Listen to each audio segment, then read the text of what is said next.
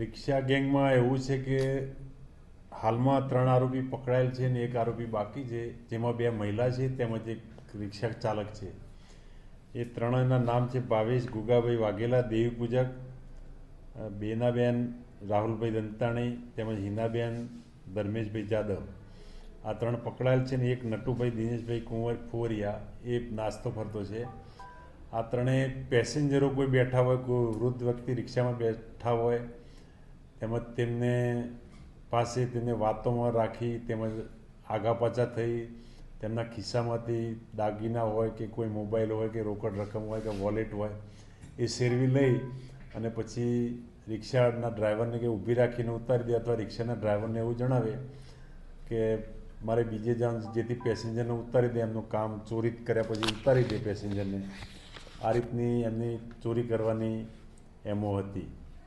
Sir, ખાસ કરીને કયા વિસ્તારને ટાર્ગેટ કરતા લોકો? આ સમગ્ર રાજકોટ શહેર તેમજ ગોંડલ તેમજ રેલવે સ્ટેશન નજીક તમામ વિસ્તારમાં આવરી લેતા એમના અલગ અલગ જગ્યાએ ગુના નોંધાયેલ છે. અને કોઈ પણ એમની જગ્યા ફિક્સ નહીં, તેમ છતાં રિંગ રોડ ઉપર વધારે 150 ફૂટ રિંગ રોડની વધારે એમના ગુના દાખલ થયેલા છે.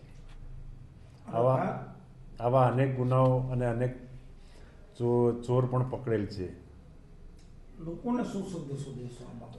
લોકોને આ બાબતે જાગૃત રહેવાની જરૂર છે કે તેઓ રિક્ષામાં બેસે તે કોઈ પણ વાતોમાં ના આવે, અથવા કોઈ પણ પ્રકારના કોઈ ધક્કામુક્કી થાય તો ધ્યાન રાખવું. પોતાના પાસે પૈસા હોય કે વોલેટ હોય કે કોઈ પણ દાગીના હોય કે કોઈ પણ મોબાઈલ એ સંભાળવું. અને આ બાબતે જાગૃત થવાની જરૂર છે કે કોઈ અજાણ્યા રિક્ષા ચાલક જોડે બેસવું નહીં, અથવા અંદર બીજા બેઠેલા હોય લેડીઝો તો તેની સાથે બેસવું નહીં. અને બેસો તો રિક્ષાનો નંબર તમે મોબાઈલ હોય તો ફોટો પાડી લેવો, જેથી પોલીસને ડિટેક્ટ કરવામાં પણ સરળતા રહે.